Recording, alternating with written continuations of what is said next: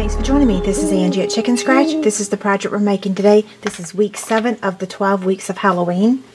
Okay, the supplies you're going to need is pumpkin pie cardstock that measures 4 1/8 by 2 5/8, and then another piece that measures 1 1/2 inches by whatever length. This is just the scraps that I pulled out of my drawer because we're going to be using it with the layering circle framelits. The next piece is very vanilla, and this is going to be for another circle, and so this is just another 1 1/2 inch rectangle. And then 2 pieces of the Spooky Night Designer Series paper that measure 1 1/4 by 1 1/4. So that gives you an idea of just how tiny this little treat box is. Okay, I'm going to get out the Simply Scored scoring tool. Let me get it in the camera view. So we're going to take this and put it on the 1 1/8 inch side, and we're going to score it at 1 3/8,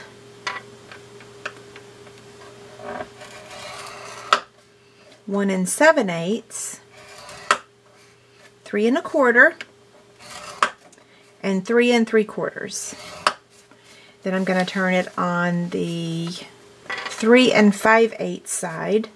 Or no, 2 5/8, sorry about that. And I'm going to score it at 1/2 inch, 1 7/8, and 2 3/8. Here's how it's going to look once you've scored it, okay? And here is my little template. Okay, so let's fold this on the score lines.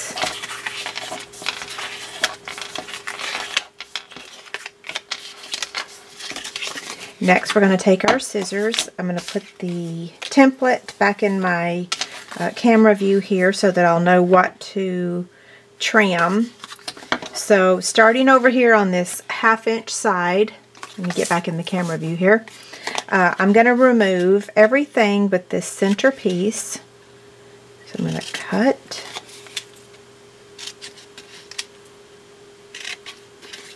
Okay, so we're going to stay on the bottom of the box for now. So I'm going to cut up to the score line on all of these score lines.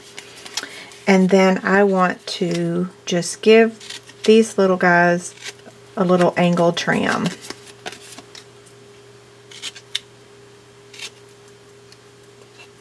Okay, now we're going up to the top of the box. And what we're going to do is cut down to the score line. And we're going to remove this part, and then we're going to angle cut this and this, okay? Moving down to the next one. See, we're right on track. We're going to remove this entire section. Okay? For the next one, we're going to cut down to the score line, and we're going to remove that part. And then we're going to angle cut it. And the next one, we're going to leave it alone, but we're going to take the retired corner punch and corner around these edges. And if you guys don't have a corner punch and you need to know where to get one, let me know. The envelope punch board will do it, but anyway. Okay, so where to place your adhesive? Or I'll show you how it's going to assemble.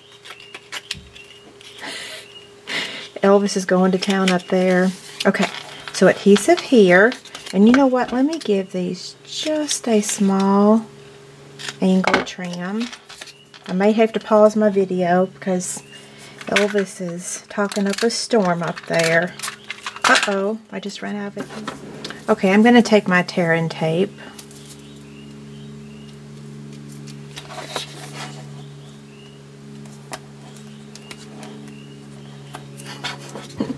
I can hear Elvis upstairs. Okay.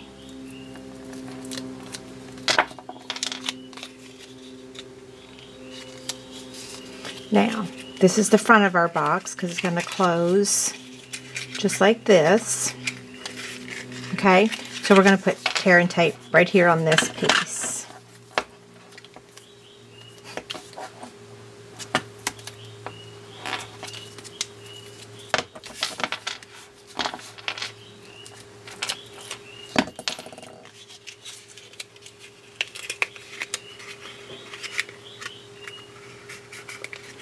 Okay, so now this folds over.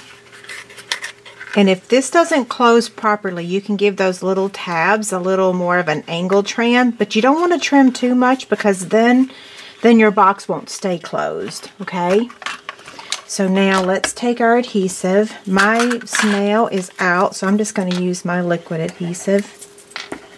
This is what I used to make Christmas cards this weekend. I actually completed 60, but started 120. So I have a lot more to go, but I made a dent.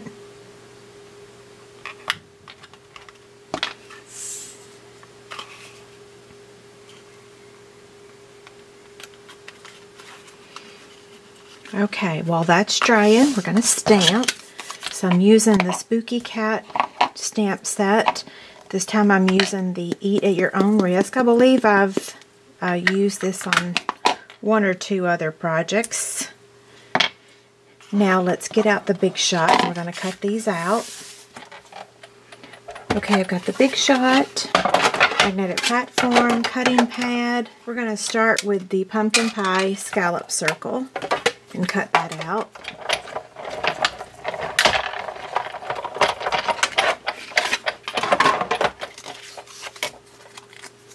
And then we're going to take the greeting and cut that one out. We were joking about this at my coffee and a card class the other day, that sometimes the framelit acts a little possessed. So we just flip the cutting pad over. Okay, we're going to attach this circle to this one, and I'm just going to use a glue dot because that is easier.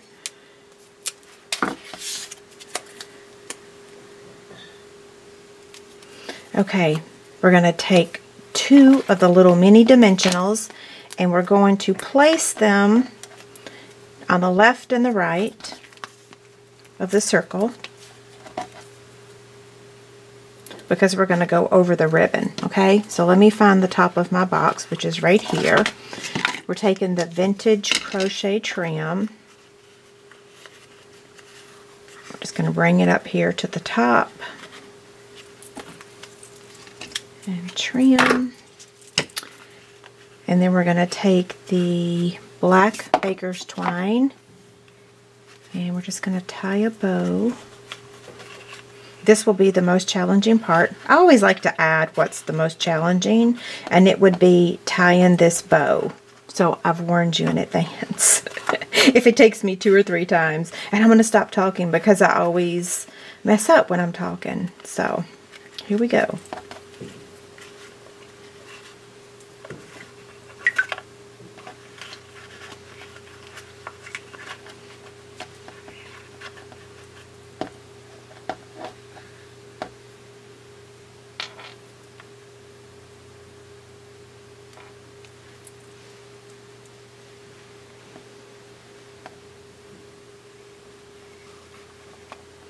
Okay, now I will give you a tip at this point. It is best to just go ahead and tie a knot if you want to. If you have fingers or thumbs like mine, just go ahead and tie a knot.